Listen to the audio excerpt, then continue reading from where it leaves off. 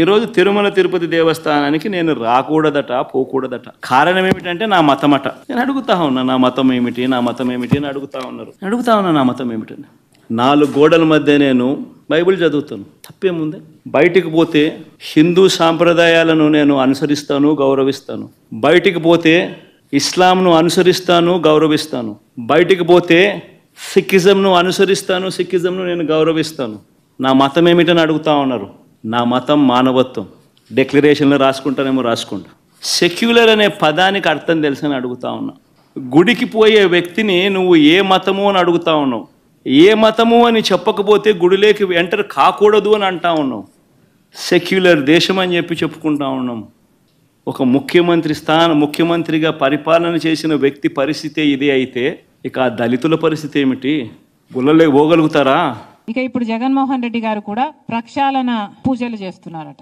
ఒకరి మీద ఒకరు పోటీ పడి మరి నీచమైన మత రాజకీయాలు కాకపోతే ఇది ఏమిటి అని అడుగుతున్నాం. చంద్రబాబు గారిని అడుగుతున్నాం. బయట మార్కెట్ లో నెయ్యి ధర 700 నుంచి 1000 రూపాయల వరకు ఉంది. జగన్మోహన్ రెడ్డి గారి సర్కారు 320 రూపాయలకే నెయ్యి సప్లై చేసే టెండర్ కి ఆమోదం తెలిపిందని మీకు తెలుసు. నెయ్యి కల్తీ అయ్యిందని, లడ్డూలకు వాడే నెయ్యిలో beef టాలో, Pig fat, fish oil ఉన్నాయని నేషనల్ డైరీ డెవలప్మెంట్ బోర్డు ఇచ్చిన రిపోర్టు మీకు తెలుసు. మరి ఇన్ని సాక్ష్యాలు, ఇన్ని ఆధారాలు, ఇన్ని రిపోర్ట్లు మీ దగ్గర పెట్టుకుని కూడా ఏ చర్యలు ఎందుకు లేవు? ఒక పక్కేమో కూటమి సర్కారు ప్రక్షాళన దీక్షలు చేస్తున్నారు, ఇంకో పక్కేమో ఇప్పుడు జగన్మోహన్ రెడ్డి గారు ప్రాయశ్చిత దీక్షలట, ఈయన ప్రక్షాళన పూజలట. జగన్మోహన్ రెడ్డి గారి సర్కారు లడ్డూలలో కల్తీ నెయ్యి వాడితే కూటమి సర్కారు అదే లడ్డూలలో మత రాజకీయాలు కలుపుతుంది. ఇద్దరికి ఏమిటి తేడా? ఇంకో పక్కేమో బీజేపీకి చెందిన కేంద్ర మంత్రులే ఈ లడ్డూల వ్యవహారం మీద మాట్లాడుతూ ఇది హిందూ మతం అంతం చేయడానికి కుట్ర అని మాట్లాడుతున్నారు. ఇది హిందూ మతంపై దాడి అని మాట్లాడుతున్నారు. ఇక్కడ మన పవన్ కళ్యాణ్ గారేమో క్రిస్టియన్లు, ముస్లింలు చర్చుల మీద, మసీదుల మీద ఇదే జరిగితే వాళ్ళు ఊరుకుంటారా, మేము ఎందుకు సహించాలి అన్నట్లు మాట్లాడుతున్నారు. ఇంత దుర్మార్గంగా ఎలా మాట్లాడగలుగుతున్నారు? హిందువులను రెచ్చగొట్టే ప్రయత్నం మీరు చేయటం లేదా? మతాల మధ్య చిచ్చు పెట్టే ప్రయత్నం కాదా ఇది? ఇక్కడ ఒక అన్యాయం జరిగితే క్రిస్టియన్స్ ని, ముస్లింల గురించి మాట్లాడాల్సిన అవసరం ఏముంది? ఎప్పుడూ లేనిది మన రాష్ట్రంలో కమ్యూనల్ వైలెన్స్ జరగాలి అని మీకేమైనా హిడెన్ అజెండా ఉందా? మతాల పేరుతో చిచ్చు పెట్టే ఉద్దేశం మీకుందా? ఒక మతాన్ని అవమానించాలి, ఇంకో మతాన్ని రెచ్చగొట్టాలి. ఇదే బీజేపీ చేసిన రాజకీయం. అదే బీజేపీ డైరెక్షన్ లో పవన్ కళ్యాణ్ గారు, కూటమి సర్కారు కూడా వాళ్ళ చెప్పు చేతల్లోనే వాళ్ళు చెప్పినట్టే చేస్తున్నారనడానికి ఇంతకంటే రుజువు కావాలనా? అసలు ఆంధ్ర రాష్ట్రంలో ఎప్పుడు కమ్యూనల్ వైలెన్స్ లేవు. అలాంటిది మీ పొలిటికల్ మైలేజ్ కోసం, పొలిటికల్ గా మీరు లబ్ధి పొందడం కోసం ఇది కావాలనే రెచ్చగొట్టే వ్యాఖ్యలు చేస్తున్నారా అని అనిపిస్తుంది. ఇది భావ్యం కాదు. రెస్పాన్సిబుల్ పొజిషన్స్ లో ఉన్న వాళ్ళు రెస్పాన్సిబుల్ గా మాట్లాడాల్సిన అవసరం కూడా ఉంది. అసలు కేంద్ర మంత్రులుగా ఉన్నవారు కూడా ఇంత నిర్లక్ష్యంగా మాట్లాడుతున్నారు. అసలు మోడీ గారిని అడుగుతున్నాం. మోడీ గారు, మీరు గత నవంబర్ లో అనుకుంటా తిరుపతికి రావడం జరిగింది. తిరుమలలో మోడీ గారు దర్శనం చేసుకున్న తర్వాత 140 కోట్ల మంది భారతీయులకు మంచి జరగాలని ప్రార్థన చేసుకున్నానని చెప్పడం జరిగింది. అయ్యా మోడీ గారు, మరి అదే తిరుమలలో 140 కోట్ల మంది సెంటిమెంట్లు దెబ్బతినే విధంగా ఒక కాంట్రవర్సీ బయటకు వస్తే మరి మోడీ గారు ఏం చేస్తున్నారు? నేషనల్ డైరీ డెవలప్మెంట్ బోర్డు కేంద్ర సంస్థ. ఆ బోర్డు ఇచ్చిన రిపోర్ట్ ప్రకారమే చనిపోయిన జంతువుల కొవ్వు ప్రసాదంలో కలిపారు అని వాళ్ళు ఇచ్చిన రిపోర్టే చెప్తుంటే మరి మోడీ గారు కనీసం స్పందన కూడా ఎందుకు లేదు? మీరు చెప్పినట్టే 140 కోట్ల మంది భారతీయులకు సంబంధించిన అంశం. మరి అలాంటప్పుడు కనీసం ఒక సిబిఐ ఎంక్వైరీ వేయాలని మోడీ గారికి ఎందుకు తోచలేదు? 2 నెలల కిందనే నేషనల్ డైరీ డెవలప్మెంట్ బోర్డు చేతుల్లో ఒక రిపోర్ట్ వస్తే 2 నెలలుగా ఏమీ చేయలేదు. ఒక సిబిఐ ఎంక్వైరీ వేయడానికి మోడీ గారికి ఎంతసేపు పడుతుంది? మరి ఎందుకు చేయలేదు? నిజంగానే హిందూ మతం మీద కుట్రే జరుగుతుంటే మరి సిబిఐ దర్యాప్తులో అది తేలేదు కదా? మరి సిబిఐ దర్యాప్తులో హిందూ మతం మీద కుట్ర జరిగితే అది దేశద్రోహం కదా? మరి అలాంటప్పుడు ఇంత సీరియస్ ఇష్యూ ఉన్నప్పుడు మోడీ గారు సిబిఐ ఎంక్వైరీ ఎందుకు వేయటం లేదు? చంద్రబాబు గారు కూడా సమాధానం చెప్పాలి. 2 నెలలుగా మీకు తెలుసు. 2 నెలలుగా ఆ రిపోర్టు మీ చేతిలో పెట్టుకుని ఏం చేస్తున్నారు? మీ 100 రోజులు పూర్తి చేసుకున్న సందర్భంలో మీరు అది బయట పెట్టారు అంటే ఏమనుకోవాలి? మీరు సూపర్ 6 అమలు చేయలేదు కాబట్టి ప్రజల దృష్టిని మళ్లించడానికే ఒక హిడెన్ అజెండాతో ఇది ఆ రోజు బయట పెట్టారని స్పష్టంగా అర్థమైపోవటం లేదా? చంద్రబాబు గారు సమాధానం చెప్పాలి. 2 నెలల కిందే మీకు తెలిస్తే మరి ప్రజలకు ఎందుకు చెప్పలేదు? ఎందుకు సిట్టు అప్పుడే ఎందుకు వేయలేదు? ఇప్పుడు చంద్రబాబు గారు సిట్టు వేస్తున్నారు. ఈ సిట్ ఏదో 2 నెలలు ముందే వేస్తుండొచ్చు కదా?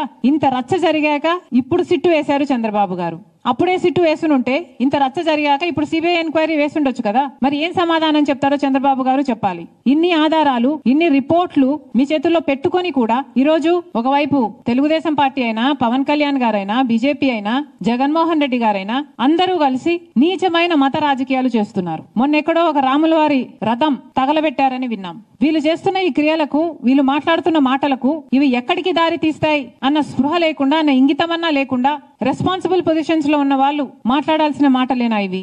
మళ్ళీ చెప్తున్నాం, లడ్డూ కల్తీ జరిగిన విషయంలో మతోన్మాద చర్యలు అవసరం లేదు, సవాళ్లు ప్రతి సవాళ్లు కూడా అవసరం లేదు, దీక్షలు ప్రమాణాలు అంతకంటే అవసరం లేదు. ఇక్కడ కావాల్సిందల్లా నిజం. ప్రజలకు నిజం తెలియాలి. ఈ తప్పు ఎవరు చేశారు, పెద్ద చేపలా చిన్న చేపలా, ప్రజలకు నిజం తెలియాలి, చర్యలు తీసుకోవాలి. మళ్ళీ ఈ తప్పు జరగకుండా జాగ్రత్త పడాలి. అది మానేసి ఇలా నీచమైన మత రాజకీయాలు చేయడం చాలా దుర్మార్గం. మేము దీనికి వ్యతిరేకం. కాంగ్రెస్ పార్టీ ఒక సెక్యులర్ పార్టీ. కాంగ్రెస్ పార్టీ రాజ్యాంగాన్ని గౌరవించే పార్టీ. కాంగ్రెస్ పార్టీ అన్ని మతాలని గౌరవిస్తుంది, అన్ని కులాలను గౌరవిస్తుంది, అన్ని భాషలను, అన్ని ప్రాంతాలను గౌరవించే పార్టీ కాంగ్రెస్ పార్టీ. మా నాయకుడు రాహుల్ గాంధీ గారు సోదర భావం కోసం, ప్రేమను పెంచడం కోసం కన్యాకుమారి నుంచి కశ్మీర్ వరకు వేల కిలోమీటర్లు పాదయాత్ర చేసిన వాడు మా నాయకుడు. కాబట్టి ఇంత నీచమైన రాజకీయాలు చేయడం మేము తట్టుకోలేకపోతున్నాం. కానీ ఎన్నిసార్లు అడిగినా అటు మోడీ గారు గాని, ఇటు చంద్రబాబు గారు గాని సిబిఐ ఎంక్వైరీ వేయటం లేదు. కాబట్టి మేము కాంగ్రెస్ పార్టీ ఈ రోజు సుప్రీం కోర్టు చీఫ్ జస్టిస్ గారికి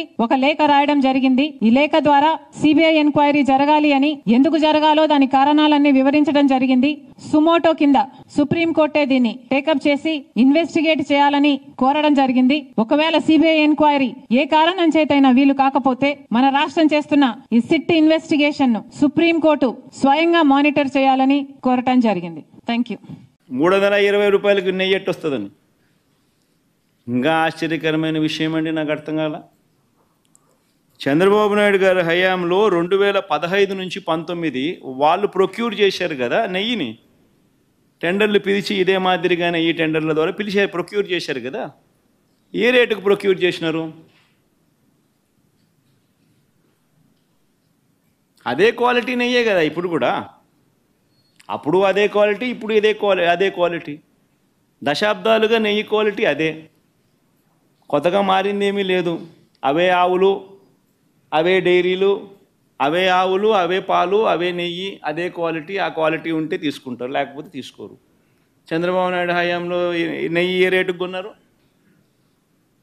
276 రూపాయలు 2015లో కొన్నారు టెండర్ల ద్వారానే. 2019 జనవరిలో, అంటే ఆయన చివరి దాంట్లో 324 రూపాయలు కొన్నారు. మరి అటేటప్పుడు ఇక్కడ 320 కొంటే తప్పేముందయా? ఉన్న రేట్ అది. వాళ్ళు టెండర్లలో వాళ్ళు కోట్ చేసినారు, L1 కింద ఎవడైతే వాళ్ళకి ఇచ్చినారు. ఏం తప్పు జరుగుతూ ఉంది? నీ హయాం అంతా ఇదే రేట్లతోనే జరిగాయి, కొనుగోలు చేశారు. మరి ఇప్పుడు కూడా అదే రేట్లతోనే కొనుగోలు జరుగుతూ ఉంది. కేవలం చంద్రబాబు నాయుడు ఇప్పుడు ఆయన హెరిటేజ్ పాలను కార్టెల్ ఫామ్ చేసి నెయ్యి రేట్లు పెంచేసి, ఆ కార్టెల్లో చంద్రబాబు నాయుడు హెరిటేజ్ కంపెనీ లాభపడాలనే ఉద్దేశంతో కొత్తగా ఇప్పుడు రేట్లు పెంచడం కోసం అని చెప్పి కొత్తగా ఇప్పుడు మాట్లాడుతూ ఉన్నాడు చంద్రబాబు నాయుడు. అదే క్వాలిటీ నెయ్యి, అయ్యే స్పెసిఫికేషన్స్ నువ్వు అడిగేది. దశాబ్దాలుగా నువ్వు అయ్యే స్పెసిఫికేషన్స్ అడుగుతున్నావు. అవే స్పెసిఫికేషన్స్ అప్పుడు అడుగుతున్నావు, అవే స్పెసిఫికేషన్స్ ఇప్పుడు అడుగుతున్నావు. అదే క్వాలిటీ అప్పుడు అడుగుతున్నావు, అదే క్వాలిటీ ఇప్పుడు అడుగుతున్నావు. తిరుపతి లడ్డు అన్న విశిష్టత మనం చాలా గొప్పగా చెప్పుకుంటాం. తిరుపతి లడ్డు టేస్ట్ చాలా బాగుంటుంది అని, గొప్ప టేస్ట్ అని. మరి అదే క్వాలిటీ టేస్ట్, అదే నెయ్యి, అదే క్వాలిటీ, అదే టేస్ట్. అప్పుడైనా అంతే, ఇప్పుడైనా అంతే, ఎప్పుడైనా అంతే. మరి ఈ మాదిరిగా అబద్ధాలు ఆడడం ఎంత మటుకు ధర్మం?